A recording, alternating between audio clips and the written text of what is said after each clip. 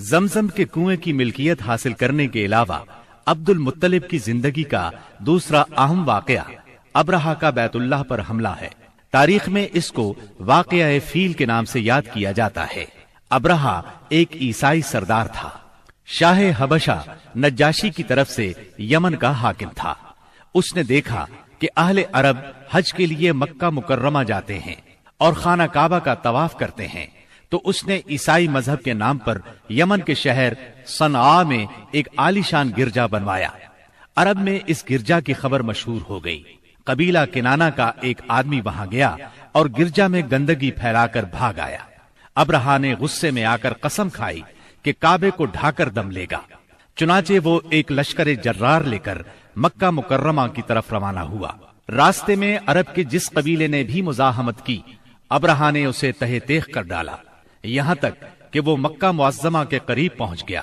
وہاں کے لوگوں کو اپنے ارادے سے خبردار کرنے کے لیے اس نے اہل مکہ کے جانور پکڑ لیے۔ ان جانوروں میں عبد المطلب کے 200 اونٹ بھی تھے۔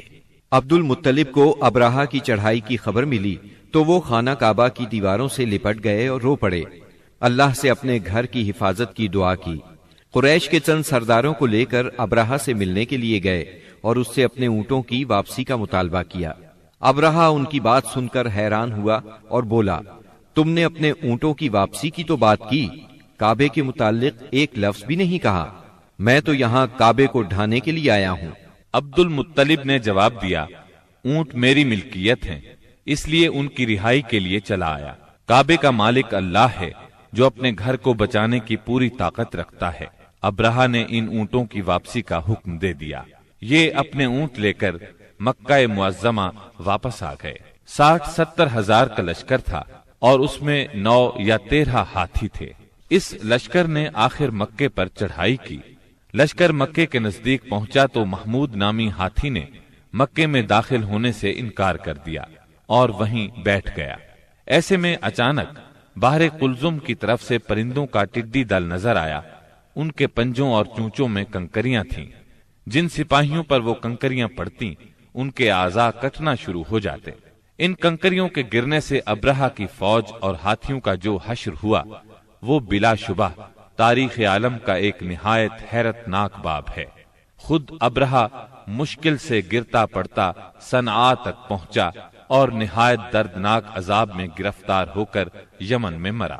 عربوں کے ہاں اس سال کو عام الفیل کہتے ہیں۔